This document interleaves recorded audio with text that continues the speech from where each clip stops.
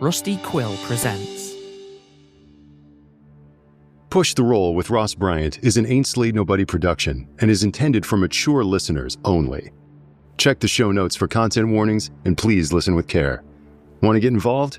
Back us on Patreon at Ain't Slayed Nobody and submit your ideas for our improvised games. Your suggestion just might inspire our next Call of Cthulhu adventure. Join today at patreon.com/ain'tslayed.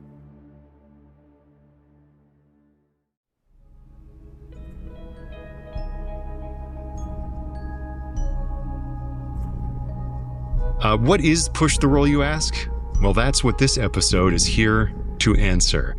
I am Ross Bryant. Let's get down to first principles here. I am Ross Bryant. I'm your host. I am an improviser and an actor, a writer.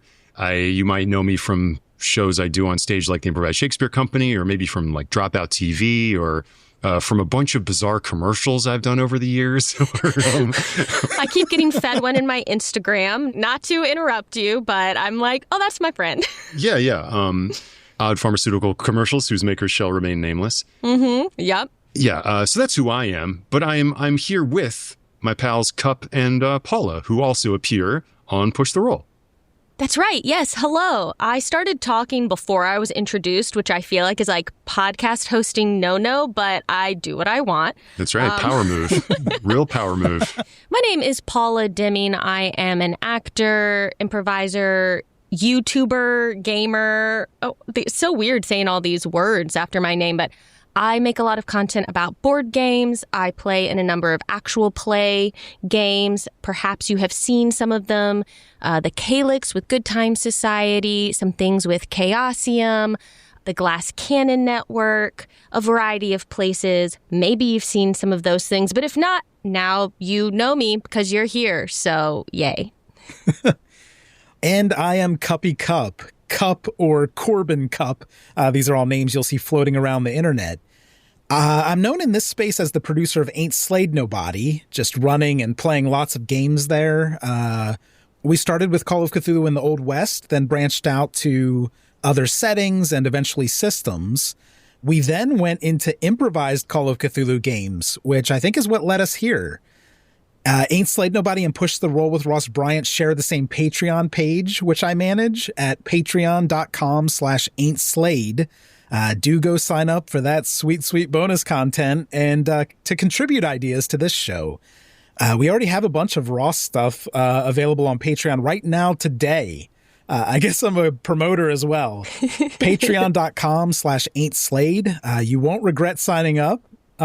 And other than that, I don't know. I'm a dog owner. That's good. A lover, a fighter, a rambler, and a gambler. And Ross, I do need to ask, we need to go back to the very beginning. How awkward is it for you to say this is Push the Roll with Ross Bryant? Because that is the official title of the podcast. That is the official title. It'll become less awkward the more often I say it, like most things. Familiarity will breed comfort. I'm really actually quite excited to be taking a little bit more ownership over one of these types of shows. Because like Paula and Cup here, I've really fallen in love with tabletop role-playing games and these actual play shows over the past 7 or so years. I also do a lot of stuff with my friends. Started a streaming channel during kind of pandemic years called Stream of Blood that was sort of absorbed into the all-encompassing grasping pseudopod of the Glass Cannon Network. and I've done a bunch of stuff with them as well. It's become one of my favorite things to do. So it's fun to get my hand on the tiller for one of these things and set sail on a project bearing my name. What could go wrong? Surely this hubris shall not redound upon my head 1,000-fold. No, these wax wings shall carry me far. I think in my first outreach about doing this, I said, Ross, you are uniquely talented. And then it was like ... and then kind of stop. Yeah, exactly. The premise for this show. But I think all of this kind of leads us into what is this? What is Push the Roll with Ross Bryant? And Genevieve on Discord had asked, what is this show and what isn't this show? Which I thought was interesting because I hadn't really thought about what this show isn't. Ooh. Interesting. What is this show? What is this show? What isn't this show? Well, I'm going to go ahead and answer this question for people who may not have a familiarity with these types of shows at all. A tabletop role-playing game is a very unique art form. You get with your friends, usually around a table, and you tell a story together. Everybody sort of embodies a character that they create. All the different games have different ways of creating these characters, but ultimately you're sort of creating this little avatar. For games like Dungeons and Dragons, probably the most famous of these games, you're making a sort of fantasy character of the type that you read about in a book like The Lord of the Rings. Then you take these characters through an adventure. There's usually a game master, a dungeon master, or in the terms of the game we play, a keeper, who sort of guides and narrates the story. This is like foundational human creativity stuff. We're all getting together and letting our imaginations run wild and tell a story. Except sometimes what you want to happen in the story doesn't happen because we have to roll dice to determine outcomes, which is what makes it a little different from just an improv show, right? Exactly. It's kind of like an improvised radio play. And the podcasting format is very much that. But of course, you've got the dice involved. So that's what these games are. What makes this show, I think, unique is that we crank that improvisatory. We crank that. Yep, that's it now. That's it. Yeah, I like that. Canon, that's the term. That's right. We crank that improvisational thing all the way up. Very often these games have stock scenarios, or your dungeon master, keeper, game master has gone to great pains to prepare a scenario for you to play through. Done a lot of preparation about the kind of characters you're going to interact with, the kind of battles and challenges you will confront. All that is very fun to prepare and to use. But as Cup was saying, we've been doing these sort of improv games on Ain't Slayed Nobody, and it was like, I come from the improv world. Paul comes from the improv world. Many of the people that we have on as guests do as well. And I find it to be a fun challenge to dream up the whole scenario on the fly. So the premise of this show is that our Patreon subscribers submit titles. We then roll on a table of those titles. We select a title at random, and then I come up with the entire scenario on the fly, and then everybody comes up with characters that would fit in that setting, and then we improvise the whole story like that. But one thing that I've really loved about Push the Roll as we've recorded it is that we get the opportunity to take those titles and imagine some very off-canon settings for these horror stories. Yes. So we have had some very interesting genre and era takes on the Lovecraftian mythos that I find really inspiring. That's one of my favorite things about this show so far, is that we've been able to go so many different places and come at these horror stories from so many unique angles and in ways that I feel like I haven't seen or heard people play Call of Cthulhu. Yeah, and it's so cool as we get a title, and then usually Ross kind of is like, okay, does that improv thing, okay, that's making me think of this. And we kind of bounce around ideas, and then as we settle in on, this is going to maybe take place in 1998 New York City. And then as a player, I'm now suddenly rifling through all my files of character archetypes, right? And going, okay, what is going to fit? How do I let me take this pre-generated character. Okay, I think maybe a journalist could work here. Okay, yeah, they work for a gossip blog though, and like the process of then like taking that, making some adjustments on the fly to it, and then pitching my character idea to everyone as to how I think that's going to fit in with what's already being suggested just from the title we got has been such a fun part of playing in these games. It's so cool, this little avalanche of inspiration that takes place where everybody's ideas are kind of pinging off one another. I hope this podcast can change the world. But I think if I do think that so many people nowadays, not just in games but in life in general, are really hamstrung by overthinking. Yeah. That they allow overthinking and self-criticism to keep them from taking risks and having the little adventures that may nourish their soul, whether or not it's games or in life in general. And I hope that there's a soft lesson or message that is sort of implicit in our show, which is that if you just like step out on the ledge and like let yourself be inspired, go into these things with an attitude of curiosity and celebrating one another's ideas and building off of other people's creativity, that you can kind of get out of that morass of overthinking that can maybe keep you from having the fun that you've been craving. I know that I have that tendency, and these games and playing in this way, I find very therapeutic. Yes, absolutely. And we've managed to gather a group of sickos that loves to fail at Call of Cthulhu. Yes. So yeah. Yeah, this is for the sickos and the freaks, folks. So climb aboard. What isn't push the roll, you ask? That's what it is. That's what it is. And it's an anthology, right? So it's episodic. It's not a campaign. I think that's important to point out. That's important to know too. Like a lot of other actual plays, you'll do a story that spans many episodes, like an epic tale, and which is very fun and cool.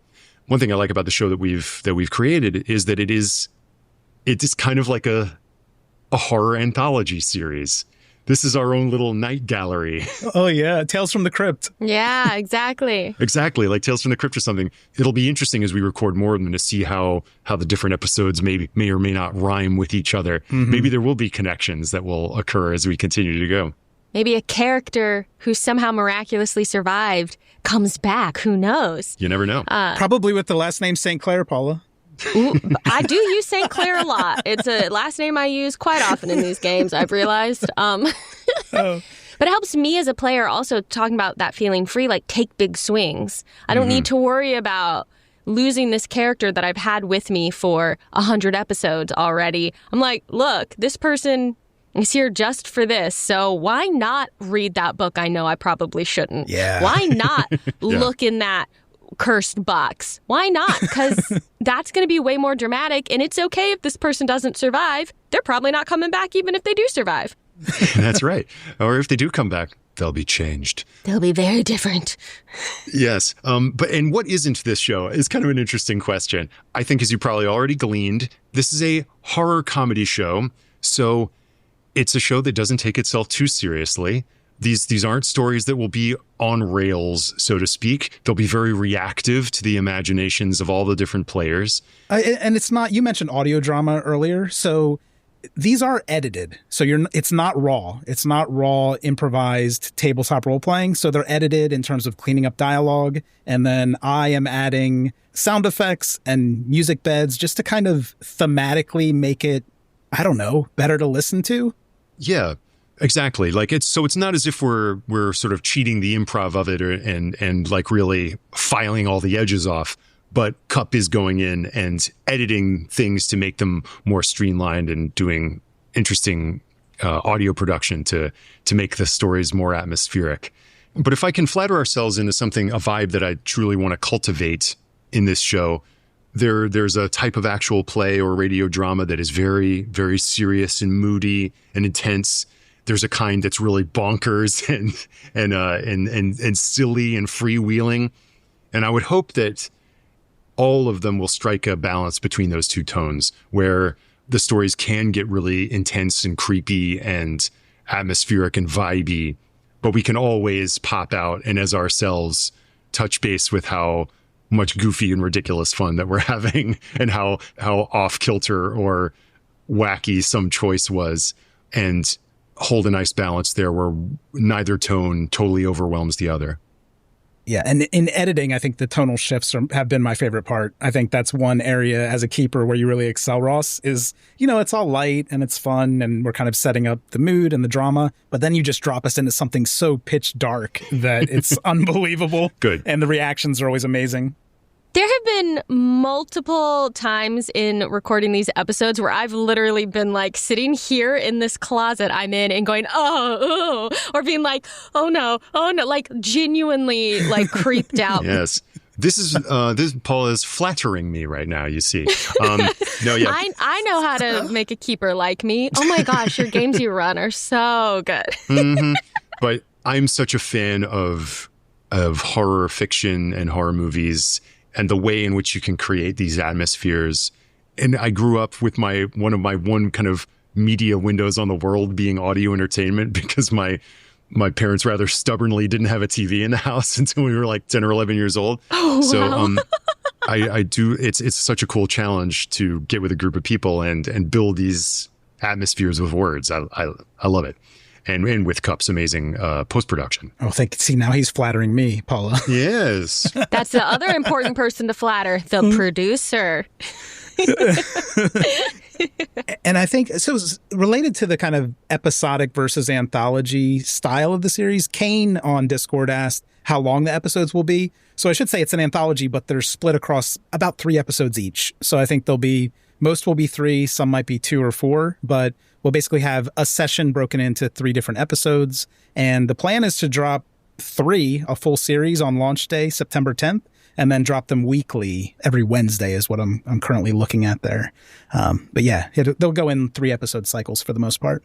Yeah, like little limited series coming to your ears. Yeah. So why Call of Cthulhu? Why do we think that this is the right game system for this style of, anthology, limited series kind of play? Call of Cthulhu has become one of my favorite, if not my favorite, tabletop role-playing game. It's my favorite.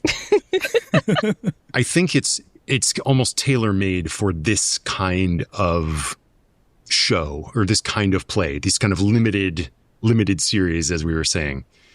And part of the reason is that, like, in your Dungeons and Dragons campaign and your other role-playing games, you're probably playing a superpowered demigod who can throw fireballs and summon dragons and turn people to stone. In Call of Cthulhu, the characters that you play are human, all too human. And they are confronting characters that are cosmic and vastly powerful in a way that the mind cannot contain. So it's highly, highly likely that the characters that the people play in these games are going to be destroyed, mind and body. And that is actually super liberating, kind of like Paula was saying. That, like the characters in a horror movie, you are stepping into the unknown, that bourne from which you may not return. And so it gives you some freedom to just, in the words of my buddy John Harper, the creator of the amazing game Blades in the Dark, which has some Cthulhu-esque DNA, that you can play your character like driving a stolen car, that you're not too precious about them, not too protective of their well-being. And that makes for interesting stories.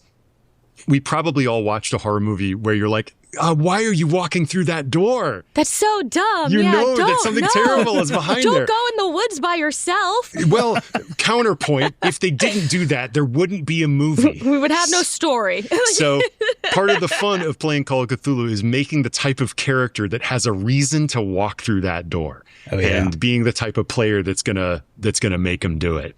Playing with that level of engagement is something that is so facilitated by Call of Cthulhu, where you know that you're going to be overwhelmed by the things that you're going to encounter, but that's part of the fun. And also, Call of Cthulhu is easy. Yeah. Yes. BRP, these percentile-based systems, like we've had guests on who've not really played anything, right? They haven't done any tabletop. And I think that it's so easy to say, like, hey, whenever you're swimming, you have a 20% chance of succeeding at something challenging. That's like an easy concept, I think, to grasp. Amen to that. It lends itself to theater of the mind really well also. And so I think that will help with listeners. And if you are listening and you don't know the system, I really, truly believe you will be able to follow along, not just the story, but the mechanisms of the game and why they matter when we're using them. I think you will understand them because the system is so approachable, but still has like bite to it. There are consequences to these roles. Very well said. Yeah.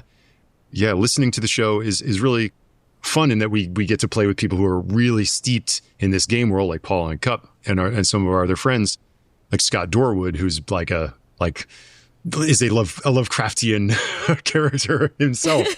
Someone called him a mad wizard on Reddit. Yeah. Yes. Truly one of the loveliest people I've ever had the pleasure of meeting. But we also have people who, like Cup was saying, have never played a role-playing game before. And this game is so easy to pick up and learn right away. As for why the show is called Push the Roll. Yeah, does that come from something that's in the game, a term from inside the game? Is it a really clever title? What an astute question, Paula. Yes, it happens to be a reference to the mechanics of Call of Cthulhu. Oh, A. Pontaloni also asked this question over on Discord. As we're saying, if you have a challenge moment, you roll those dice to see if you get under your target number. With any roll, there's the opportunity to succeed, but also the opportunity to fail. And if you fail a roll in the game Call of Cthulhu, you got a couple options. You can spend the currency of luck to see if you succeed. But a more interesting thing to do is to do what the game calls pushing the roll, which is you try to do whatever you were doing a little bit harder. You try maybe a different tactic to succeed. And, it gives you the opportunity to succeed where you have failed. But the bargain of pushing a roll is that if you fail a pushed roll, something terrible happens to you. And I do think it's evolved in an interesting way. So originally it was just that idea that, hey, this is completely improvised. It's a little bit riskier, akin to pushing the roll in the game.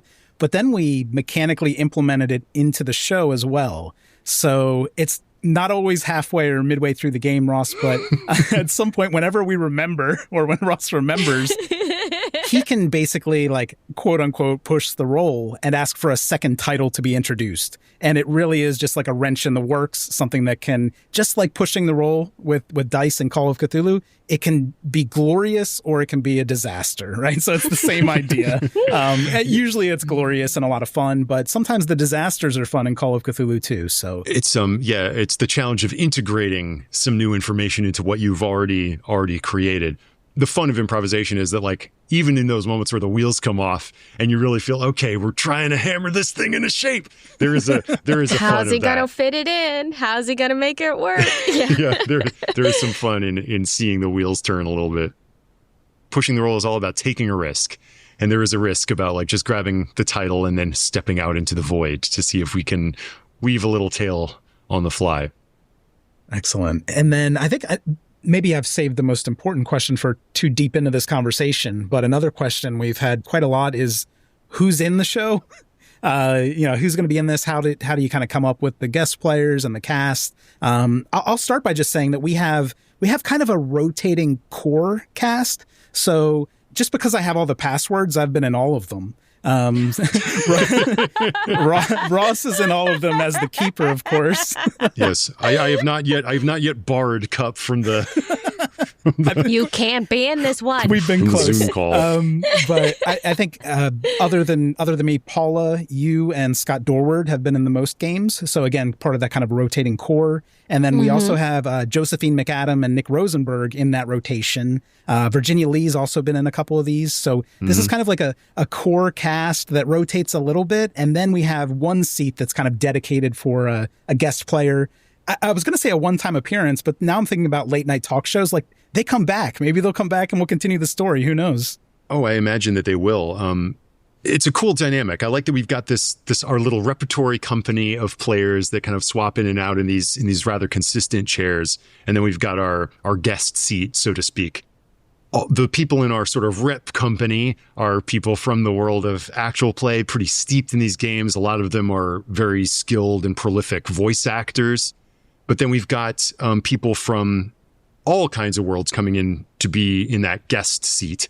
Many of them are people that we're connected to, or I'm connected to, through the worlds of improv and comedy and writing and Dropout, etc. I mean, you want some names, folks? We got a lot of people coming through. They want them name drop. They want to know. Get them hype. It's Hollywood, baby. It's time to drop some names. I'm happy to even refer to a list because we've got so many people who've agreed to do this thing. It's pretty impressive. Oh, yeah. Oh, the trailer, right? Go watch the trailer. It's on pushtheroll.com or the Ain't Slayed Nobody YouTube channel. That's right. We've got a lot. There's a whole bunch of people. I'm just gonna say in no particular order. My buddy Abu Bakar Salim, like an amazing voice actor and screen actor and super nerd. My friend, the incredible actor Ashley Birch, Brennan Lee Mulligan, Becca Scott, Chris Grace, Colton Dunn, Ifeanyiwadaway, Jared Logan, Matt Young from the Hello from the Magic Tavern podcast is recorded with us, and we got those guys on deck to come in as well. my buddy Mary Lou, Mark Meir, Matthew Lillard, Nora Ibrahim, Rashawn Scott, Rob Kirkovich, Vic Michaelis, Zach Reno. The list goes on. It goes that's on an and incredible list. I'm like, wait, have you recorded all these yet? Because I'd like to get in on some games with some of these people. We haven't. Yeah. So we've recorded a bunch of them. And it's funny, every time you mention somebody we recorded with, Ross, I was like, yeah, they're a genius. Like, they just absolutely. I just edited the one with Colton Dunn. It's just, he's so amazing. He's so funny. Everyone's been incredible. And I think I really appreciate, Ross, that you said in no particular order and then named them alphabetically by first name. Yeah, well, that's because that was all because that's just how I collate people in my brain. It wasn't because I was looking at a list that you made earlier. But there's so many great people. Oh, man. When you start a new project that requires guests to come in, there is a part of me anyway that's a little bit nervous about, like, are people going to want to play with me? And it's been very inspiring and encouraging that everyone I've reached out to has been like, oh, hell yeah. So it's been so fun, and I'm so excited to have recorded with such funny, awesome people so far, and to record with such awesome folks coming down the road. We've got some amazing people coming through who are just great voice actors, great improvisers, and I'm equally excited to play with the people who are like super gamers who really know this world inside and out. And also... Yeah, Mav Henze, Bridget Jeffries, Seth Skorkowski, Brian Holland. We are spoiled for talent. Frankly, I can't believe you guys have let me be in so many of these episodes, considering the incredibly impressive list of people you've been able to get to say yes. Come on, Paul. Don't talk about my friend like that. Hey, Paula, you were in the kickoff episode that inspired the whole series, so please. That was so fun. I can't wait for y'all to listen to it. I literally walked away from that game and texted a bunch of friends and was like, Call of Cthulhu is the best. I just played the best game. I'm so excited. Yeah. But I do think the number one thing I've learned in starting the show up is that Ross is very well liked. People want to play with Ross, and I don't blame them because he's an amazing keeper in person. It's very sweet. I've been in these improv streets a long time, so it's time to start calling in some chips. Time to call some favors in. And if you're like, hey, but you're all actors, I am the every listener. I represent you. I am just stunned playing with these people every session. So I represent you as the goofy, underqualified player in the mix with all these amazing improvisers. But it really is cathartic, and I'm excited to see where it goes. Yeah, me too. Me 3. And speaking of where to go, should we do some calls to action? Yes. It's time. It's time for the CTA. It is time. Gentle listeners. I see you waiting like greyhounds in the slips, begging to know what action you are being called to. I command you, if you dare, if you have the courage, to go to pushtheroll.com, where you can learn more about the show. You can find links to subscribe on your podcatcher of choice, and you can also find links to subscribe to the Patreon if you would like to submit titles to inspire the ensemble to create brand new horror stories. And everybody at every tier can submit titles. But of course, if you pay more, you can submit more titles. So everybody at the $10 plus level gets to submit basically double the number of titles that everyone else does in a particular month. So go sign up right now at patreon.com/ain'tslayed. That is where Ain't Slayed Nobody and Push the Roll with Ross Bryant converge into something glorious. You can also follow us on socials. I'm at RossBB on Instagram. That's my primary social media. There's a Push the Roll official account too, right? Only on TikTok, oddly enough. But Push the Roll on TikTok, where I'm doing all kinds of cool dances. And yeah, I got my dog on there. Doing mukbangs and stuff.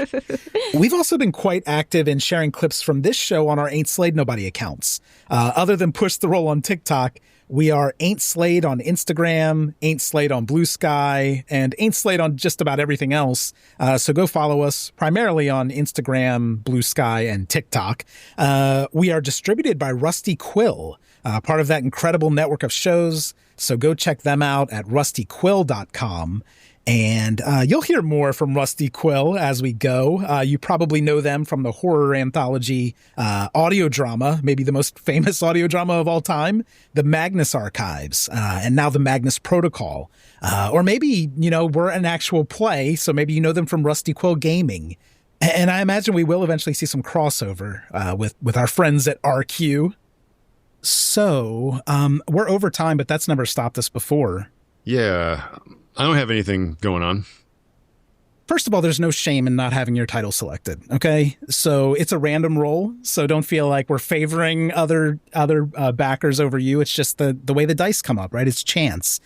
However, I was thinking, Ross, maybe we dig into the pile of titles that we haven't used yet, just to give like an example of how this ideation kind of works. Sure. When we do this. I'll be disappointed if this is a really good idea and then we don't get to do it. No, we can't use it. And if you all back us on Patreon and this like blows up into something super huge, I could see us doing a lot of fun things with unused titles, right? Down the road. Yeah. And hopefully we're around for a long time and we'll get to them all. We'll give you an idea of what the top of one of these is like. Which one of you wants to roll it? Paula, you roll real dice. So do you want to roll this? I do. I've got 20 titles here. So if you want to roll a D20. Great. I have that right here. A 14. Oh, I just wasted a really good Pathfinder roll. Okay. 14. I mean, this is a pretty great Call of Cthulhu roll. Yeah, actually, yes. This is a title from Aaron. Oh, it's actually pretty cool. House of Inner Children. Ooh. House of Inner Children. Inner Children. Yeah. That is a great title. Wow. Aaron, props. Yeah, no, but don't worry, Aaron. This doesn't mean this title is like going to waste. Hopefully someone hears this and is like catches the vibe of the thing. Oh yeah. House of Inner Children. You know where my mind went first, Ross, is Twilight Zone, the movie, the Kick the Can. Oh yeah. They're like in a retirement home and then they all like go back to childhood. They all de-age. Yeah. I'm picturing like orphanage, something like creepy haunted orphanage. I don't know. Ooh. Yeah, what are you thinking, Ross? I love both of these, like the concepts. I love like the idea of like a boarding school or a place like that.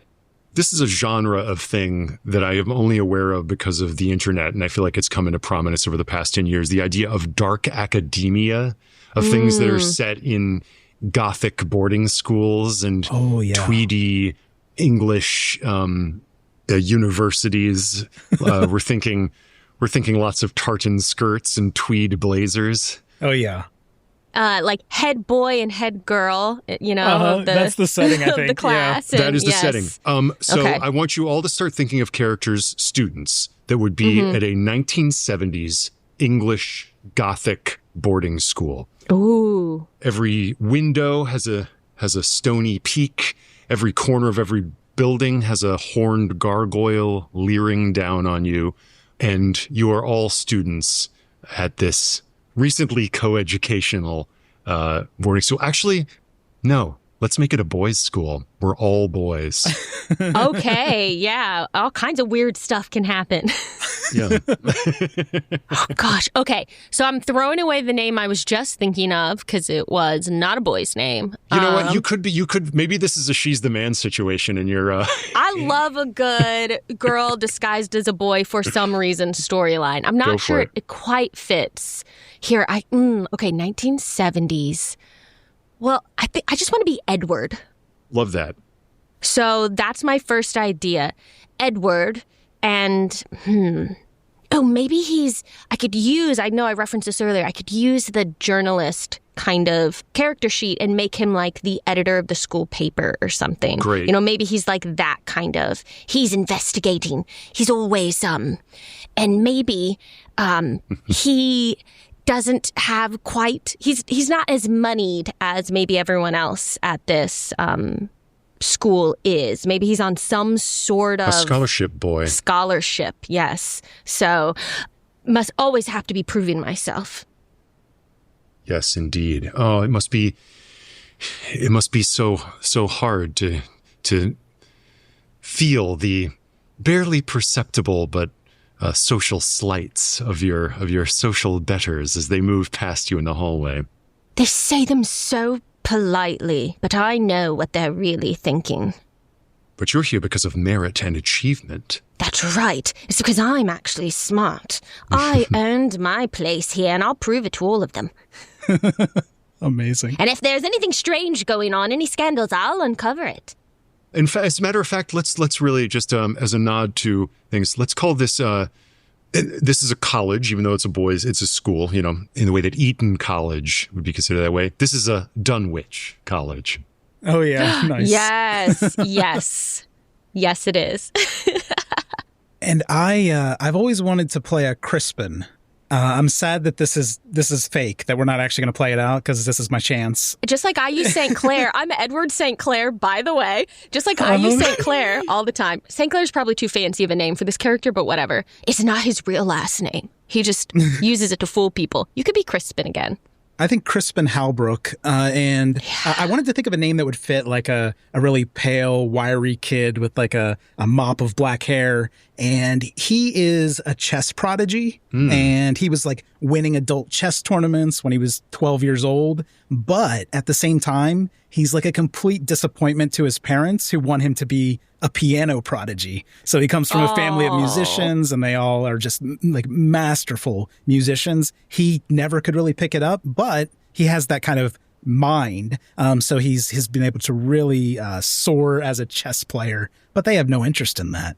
Maybe there's a music teacher here who he's supposed to be under the tutelage of at Dunwich College, are we calling it? Yes, Dunwich College, right in the center of England. This was probably an old monastery or abbey. And then when Henry VIII did away with all that, it became a private residence. Then given over to the school, and since then its grounds have only grown, but still shows its history in every bit of masonry jutting off of every Gothic surface. The crows and owls roosting up in every little tower. Beautiful. This is how the riffing works, because now I'm thinking I'm going to be stealing heavily from Queen's Gambit, like playing chess in the basement. Yes. Great. So it sounds like we've got two relatively middle class students here. Maybe all of our party are not quite as well heeled as most of the students here. That's why we're all friends. We spotted each other, and we're like, exactly. That elbow patch you have on your jacket is functional, not fashion. Oh, yeah. Mm-hmm. Yeah. Oh, I love this. I wish we could play it. So yeah. So I just want you to see. The moon, the full moon, silhouetted in front of it is a Gothic spire with crenulations down each side. You can hear the murmurations of bats flitting in and out of its tiny little apertures. Like moving down, you begin to hear the sounds of a boys' choir singing something like Marlowe from Benjamin Britten's opera of Turn of the Screw. And like the stained glass of saints in the windows, the colonnades, with boys in tweed jackets and monogrammed blazers. Ties that have been loosened. Yes. Striped ties with the school colors loosened. In a little room with a chessboard set up and a crackling fire, we come upon our two students. And just off behind them, as they're maybe setting up the board, a boys' choir is there right on the stained glass singing, staring off into the middle distance. Just children all around you, the palpable presence of all the other students that have been here before that seem to haunt this place. Inside every bit of masonry, their eyes seeming to peer from every little statue.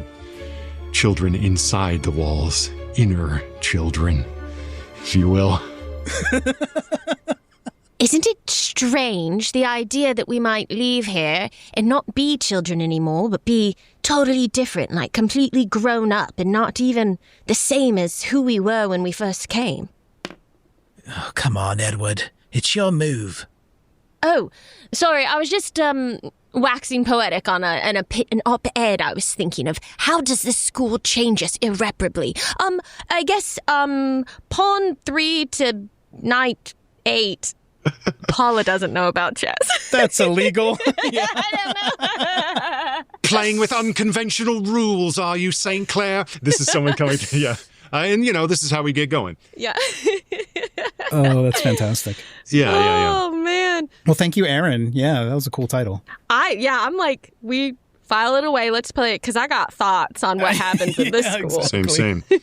Luckily, the chance for more social integration into the school is forthcoming because one of the first boys is coming to you with an opportunity to become social magnates of the school. That is, if you can go through a very particular hazing ritual. Ooh, yeah. So good. Did you like that? Did you enjoy what you just heard? Did you? I did, Ross. Did you? I liked it. If you want to listen to these kind of improvised horror comedy tales, we're making a bunch of them. Our new podcast, Push the Roll with Ross Bryant. I am super excited to launch it. I can't wait for people to listen to it. If you'd like to listen to it, please follow us on your podcatcher of choice. You can find out everything that you need to know about the podcast at pushtheroll.com. And it is also there where you can find links to join the Patreon, where you can have the opportunity to suggest titles to inspire completely brand new improvised Call of Cthulhu scenarios set in any time, any place, anywhere, any when. Right behind you, right now. And it's Push the Roll, ROLL. Critical Role ruined that for everyone. So I have to spell it every time. Yes. It's very much Push the Roll, double L. Oh, very nice. Thank you both. That's incredible. Yay! Thanks so much for listening to Push the Roll with Ross Bryant, an Ain't Slayed Nobody production. You can follow me on Instagram at RossBB, and if you enjoyed the show and want to shape future episodes, join us over on Patreon at Ain't Slayed Nobody. Find us at patreon.com/ain'tslayed. Subscribe, submit your title ideas, and help decide where our next roll takes us. Catch you next time.